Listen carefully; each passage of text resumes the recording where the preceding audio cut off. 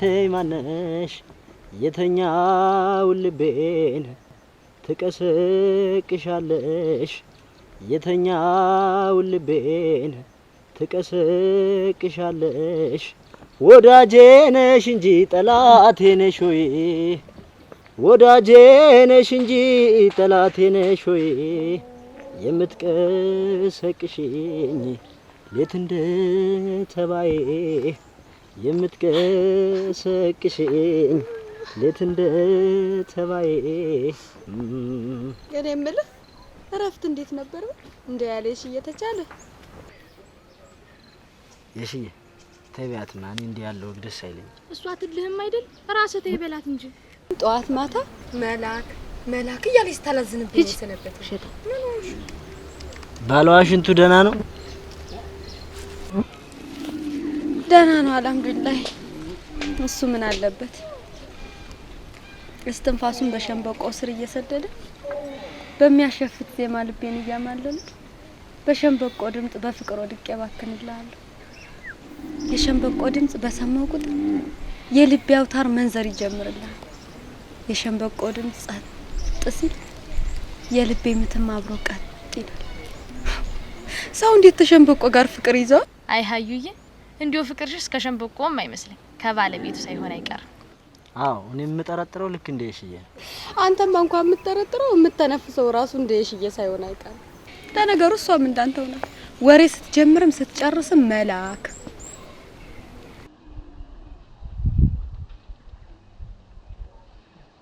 ያረዳ እንዴ ዝም ብዬ ሳያችሁ እንደ መጣፉ በዛብና ሰብለ ወንጌልን ትመስሉኛላችሁ አንቺ ደግሞ እንደ ጉዱ ካሳ ጎሽ አንብባዋል አይደል አዎ የሽዬን ያየው ሰሞን ነበር ያነበብኩት ዋሹ ወሬ ሁሉ የሽዬ ያረዳ እንደምታውቁት ደግሞ አሁን የመሳሪያ ሽያጭ በጣም ጥሩ ሆኗል አይ ሽብሩ ይቅርብኝ አንደኛ ወቅቱ ደግ አይደለም ሁለተኛ ሀገር ቤት ያለውን ሰጣ ገባ መባባስ ነው ተው የመሳሪያው ንግድ ይቅርብንና ሌላ ነገር ብናስብ ይሻላል ምን ነው ፈራስ ፍራቻ እኮ አይደለም ጋሼ እንኳንስ ህገወጥ መሳሪያ ነግደን ይቅርና እንዲያውም የቀዩ ያደር ሰላም መደፍረስ እኔን እያስጨነቀኝ ኧረ በዘለቀ ሞት ተበላሽተ ይላንተ ተመቸ ጀምሮ ነው ጭንቀት ሰላም ቀየ ማለት የጀመርከው ለልጅ ጥያቄ መልስ ያጣውቀን ነው ማሰብ የጀመርኩት አካሉ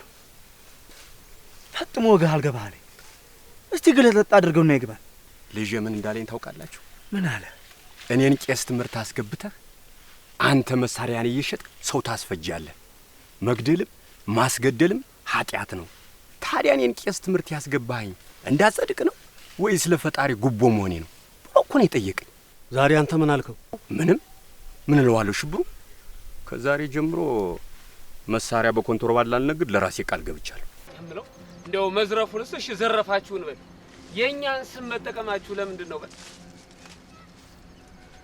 ንገሩኝ እንጂ አንተ ለምንድን ነው የኛን ስም መጠቀማችሁ ያው ዝም ብላችሁ ስታዩን አፈር ገፍተን ትዳር መስርተን ከብት አርብተን በሞቀ ጎጆአችን ውስጥ በፍቅር መኖር ጥልተን የሸፈትን ይመስላችኋል ወይስ ወንብደን በሰው ደምና ላብ ለመኖር ጫካ የገባን መሰላችሁ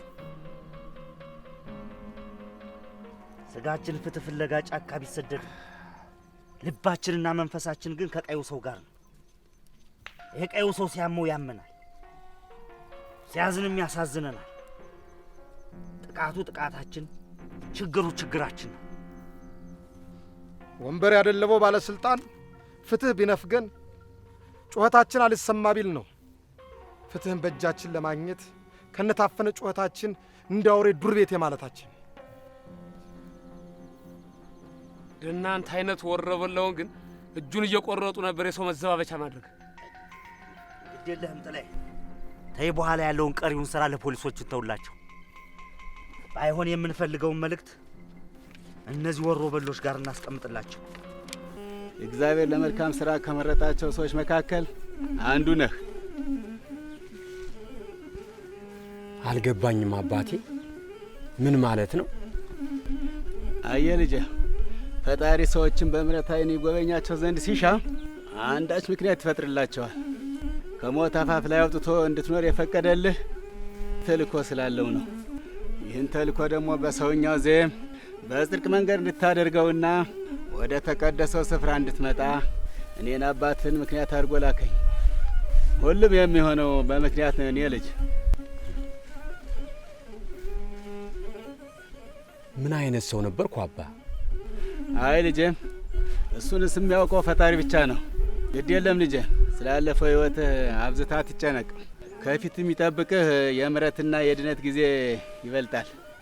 አባቴ፣ እግዚአብሔር ምን ይጠላል?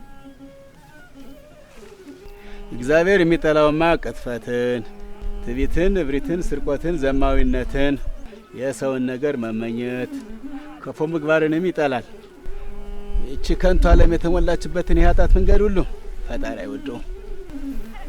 አባቴ፣ ይቺ ዓለም ለምንድን ነው በኃጢአት መንገድ የተሞላችው? እንግዳው ልጄ፣ ሰው የማይገባውን ብልጽግና ሲሻ የክፋትን መንገድ ተከተለ። እፍ ለማትሞላው ዕድሜ የሰው ልጅ ፍቅርና ትዕግስትን አጣ። ለገንዘብ ሲልም ወንድም በወንድሙ ላይ ተነሳ።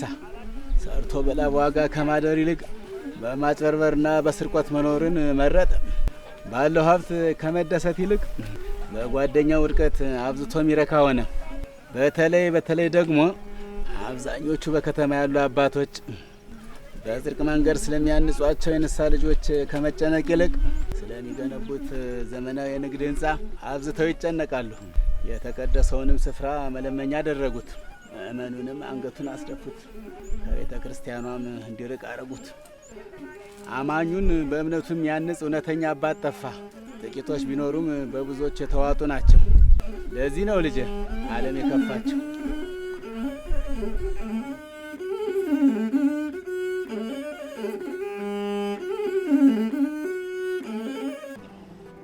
አሁን እኛ ጥሪታችን በሮቻችን ሽጠን ልጆቻችን አስተምረን ለወግ ለማድረግ አብቅተናል። አዲያ በሬ ሸጥን ግን ለማስተማር እንጂ ለማስመረቅ አይደለም። አሁን የያያ ሰንደቄ ያለው አንድ በሬ ነው። አምና እናታች አምና እኔን እየለመነ ተኔ ተበድሮ ነው በቀንጃ በሬ ሲያርስ የኖረ። አዲያ አሁን ምን የሚሉት ነው? ልጅ ተመርቃ መጣች ብሎ በሬን ሽጨም ደግስ ነኝ ማለት አጉል ነው። እኔ ይሄ አዳ እንደኔ ተሆነ ሰውየውን ተፍላጎቱ ባንገታው ጥሩ ይመስለኛል። ሰው ታለው ደግሶ ቢያበላ ቢያጠጣ ምኑ ላይ ነው ክፋቱ? ጥንትም ሲወርስ ይዋረድ የመጣ ባህላችን ነው። ልጁ ተመርቃ መጣች እንጂ ክላክተር አላማረተች። የምን አቃልጣ ነው እንዲህ ያል ነገር? ተጎልቷል ቦዝና የምትኖር ምን ያል ነገር ነው የሚሉት? እውነቱን ነው የሚለው እኮ። እንዴት አንድ በሬ ነው ያለው። ትርፍ በሬማ ቢኖረው ኑሮ ያለው ሰው ማብላት ማጠጣት ያለ ነው። ይሄ ለአንድ በሬ ይሆን ሽጦ ቀንጃ ንቀል ይሁን ቤት ያሳድግ ታናንሾች ልጆች። ባሁን ቀንጅቶ አያርስም፣ አስተምሯል። ካስተማረ በኋላ ምርቃኑ በሬው ታርዶ ለሷ የሚያደርግላት ነገር የለም። ከስራ ያድርሳት ለፍሬ ያብቃት ብሎ መመረቅ በቡና ቢሆን ማስመረቅ ነው እንጂ ሌላ ከፍተኛ ድግስ ደግሳለሁ ማለቱ የተሳሳተ ነው። ቆይ ምን አድርግ ነው የምትይ? ምን አጣሽ? ምን ጎደለብሽ? ንገሪኝ እስቲ። ልጅነቴን እኮ ያሻገርከኝ በማላውቀው የፍቅር ዓለም ውስጥ ሞልተህ የዚህ ቤት ጎተራ ቢሞላ በረቱ በከብት ቢጨነቅ መሶቡ ሞልቶ በእህል ቢንሳቀጥ ሆድን ከመሙላት ውጭ ቆይ ምንድን ነው ትርፉ? እኮ ምን አድርግ ነው የምትይኝ እኮ ነው የምልሽ። ምን አጠፋው? እስቲ ጥፋቴን ንገሪ። ምን አጎደልኩብሽ? ከህይወቴ ውስጥ ጎደልክብኝ። በረቱን በከብት ጎተራውን በእህል ብሩን በባንክ ሱቁን በሸቀጥ መሙላት ስችል የኔን ልብ ግን በባልነት ፍቅር መሙላት ተሳለ። ልቤ ሙላልኝ። የቀደመውን ፍቅርን ስጠኝ። አጠገብ እያለሁ አትርሳኝ። ገና በልጅነት አትርሳኝ ጋሽዬ። ያጎደልኩብህ ነገር ካለ ንገረኝ እንጂ አትተወኝ። ደግሞ ገና በ14 ዓመቴ የአባቴን ቤት ጥዬ ስከተል ታውቃለህ። እውነቱን ነው ልጅ። ሚስት ሲኮን ብዙ ነገር ተችሎ ነው። ይህን ያህል ዓመት ተባሎቻችን ጋር ስንኖር ባሎቻችን ሳያጠፉና ክፉ ተግባር ሳይፈጽሙ ቀርተው አይምሰልሽ። ሴት ልጅ ብዙ ገመና ከታች ናት። በተለይማ እናቱ ነሽ። ስትታገሽ ልጆችሽን ነው የምታተርፊ። ባሉ አንዳንዱ ወሮ በላ እጁን ወፈራ ላስጨብጥ ያለ ቀማኛ ነው። አንዳንዱ ደግሞ ፍትህ አጦ የፍትህ ያለ ብሎ የገባ ነው። አዲያ ፍትህ አጦ የገባው ዘርፎ የገባው እኩል በሽፍታ ስም ጀግና ተብሎ ይጠራል። ኤዲያ በልጠጣ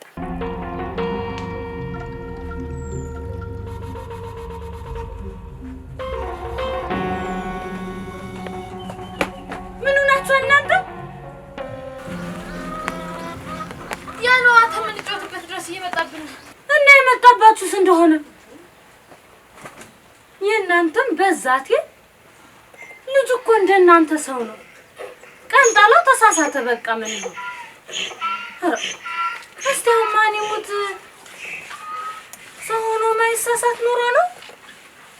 ቀልባችሁን ይግፈፈው። የታርጓ አስደነገጡኝ። ታለም እኮ ስህተት ሳይሆን ጥፋት ነው። ጥፋትን መተባበር ደግሞ ትክክል አይደለም። እስቲ አሁን ላላለሽ ይሄ ጥፋት በልጅሽ ላይ ደርሶ ቢሆን ስህተት ነው ብለሽ ታልፊው ነበር? አየሽ፣ ሁላችንም በተጎጂዋ ጎን ቆመን ማሰብ አለብን። ደግሞ እዚህ ጥገኝነትን ፈልጎ ከሆነ የተጠጋው እኛም ቢሆን ለፖሊስ እንጠቁማለን።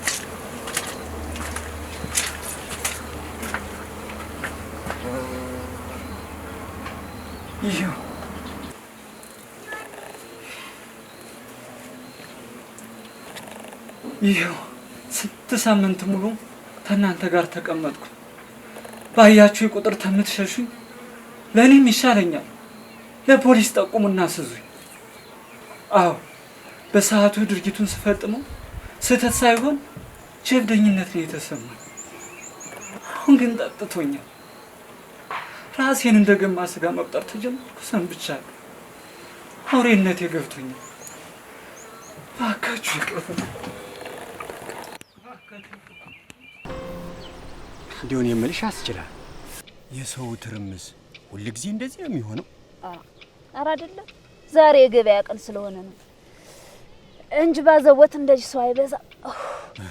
ከተማው ግርግሩ ያለው ትርምስ ያስፈራል።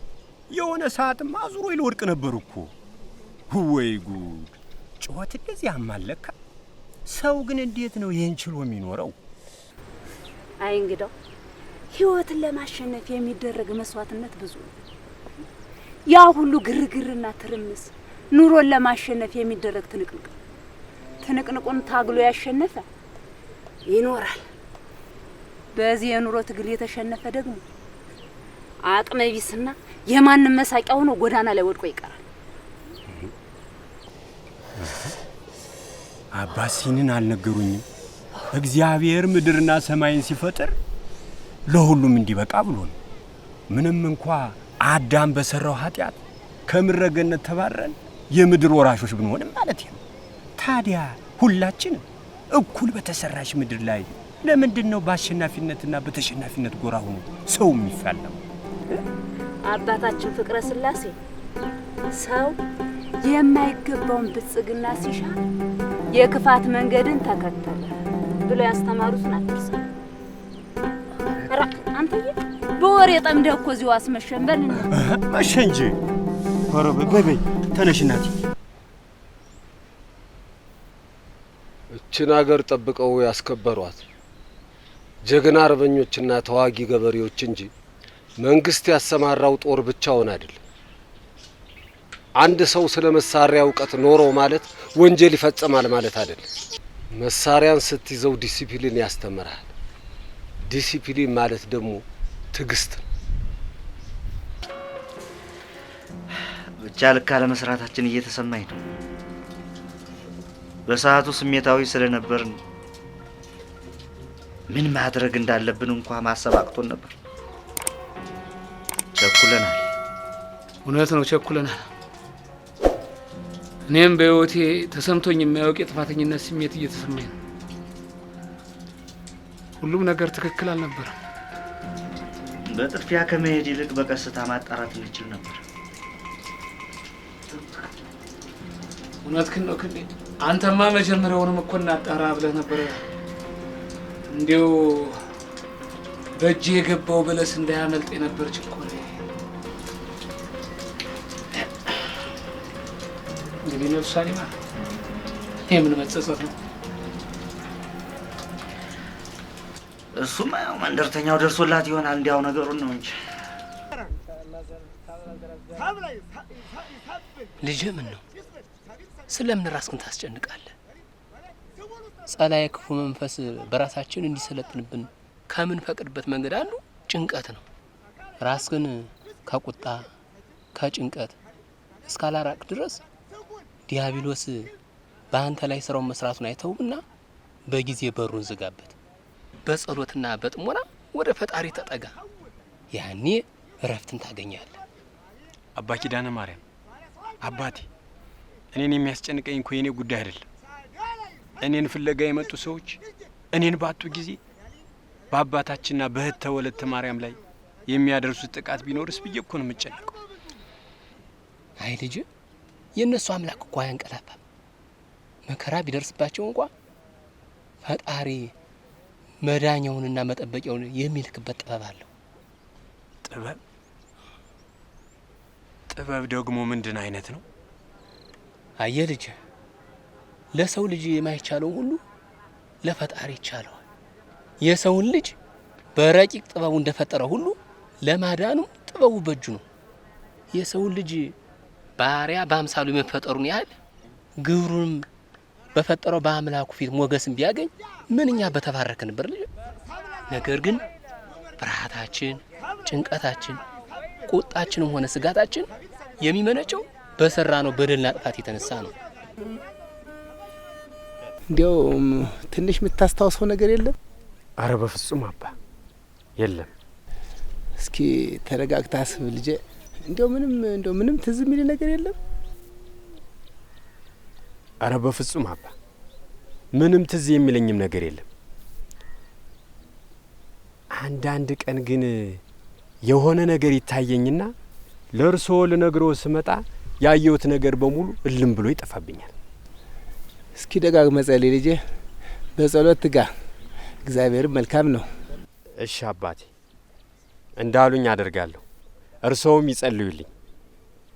ግን ምን ነው ዛሬ አጥብቀው ጠየቁኝሳ? ልጄ፣ የጀመርከውን አዲስ ህይወት የቀደመው ታሪክ እንዳያበላሸው አብዝቼ እጨነቃለሁ። ትናንትን ባሰብኩ ቁጥር ስለ ቤተሰቦች አስባለሁ። አየህ፣ አንዳንድ ጊዜ ህይወትን በአንደኛው ምዕራፍ የዘጋናት እስኪመስለን ድረስ ታዘናጋንና ሁሉንም ነገር ዛሬ በቆምንበት ጫማ እንለካዋለን።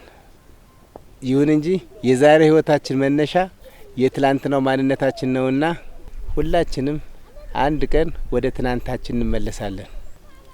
የዛን ጊዜ ታዲያ ህይወት መሰቃቀላለች ልጄ። ይህን ባሰብኩ ጊዜ ስለ አንተ እጨነቃለሁ። አልገባኝም።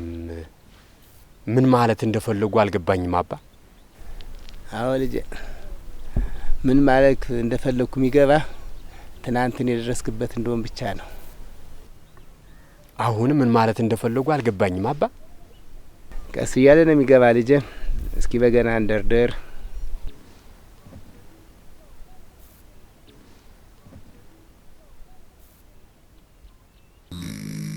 ይልቅስ አንተ ራስህ ለሙያው የሰጠኸው ቦታ ማነስ እንጂ ትልቅ ሙያ እንደሆነማ ታገራችን አልፎ በዓለም አቀፍ ደረጃ ይኸው በቴሌቪዥን ሁሉ እያየ ነው። ግን አየህ፣ ያላሰብኸው ጫና ሲበዛብህ በእጅህ የያዝኸው ወርቅ መዳብ ይሆንብሃል። ትክክሉ ነገር ሁሉ ስህተት ይመስልሃል። ይኸው እኔም በስህተት ስንት ዓመት ሙሉ ልጄን ሳሳቅቀው ሰነበትኩ መሰለህ። ከሰው ዛቻና ንቀት ይልቅ የእኔ ቁጣና ስድብ የልጄን ቀልብ ስንት ጊዜ ሰባብሮታል መሰለህ። ያያ አሁን ግን በሙያው እንዲያስከብርህ እርዳው። መወጣት ያለብህን ኃላፊነትም ተወጣ። አሁንማ ገባኝ እኮ። እስካሁንም እኮ ስህተቱ የኔ ነው። ከልጄ ላይ የነበረችውን ጭላንጭል ተስፋ ለማጥፋት ስንት ጊዜ እያልኩ ስታገል ኖሮ መሰለህ። እንዴት በቂ ኃይል አሰማርታችሁ ስታበቁ በቀለበታችሁ ውስጥ የገባን ወንጀለኛ እንዲያመልጥ እድሉን ሰጥታላችሁ። እንዴት ኢንስፔክተር፣ በሰዓቱ ያን ውሳኔ የወሰንኩት ለአካባቢው ደህንነት ስለ ለአካባቢው ደህንነት የአካባቢ ደህንነት የሚጠበቀው ወንጀለኛ ያውን ታጥቆ የሚንቀሳቀስ ወረበላን በነፃ መመልከት ነው እንዴ? በቃ ተጨማሪ ማብራሪያ ማታ ፈጽማችሁ ተከላችሁ እያንዳንዳችሁ ዋጋ ትከፍላላችሁ።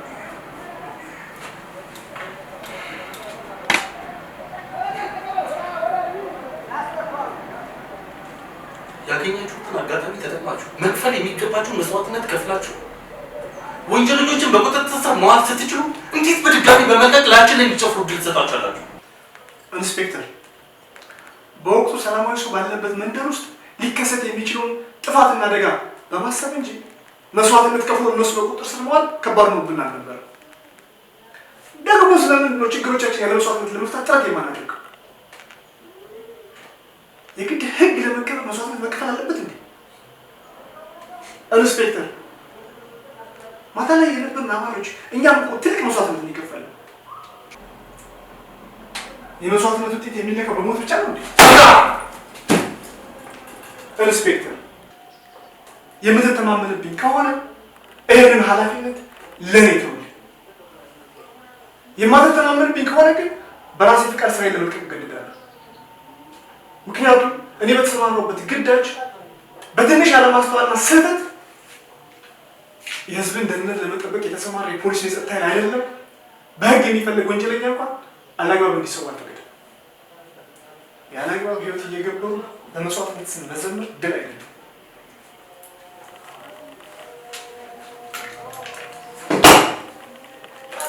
መቼ ነው የሚሰማህ? የእምባዬ ጅረቱ ሙቀቱ ግለቱ መቼ ነው የሚሰማህ? የሰቆቃ ድምጼ ጆሮውን ሰርስሮ ባዘን የሚወጋ መቼ ነው የሚሰማህ? እንቡጥ ገላ ቀጥፎ ፉከራ ሽለለው አዳም ሆይ ባክህ የሴት ልጅ መከራ መቼ ነው የሚከለው?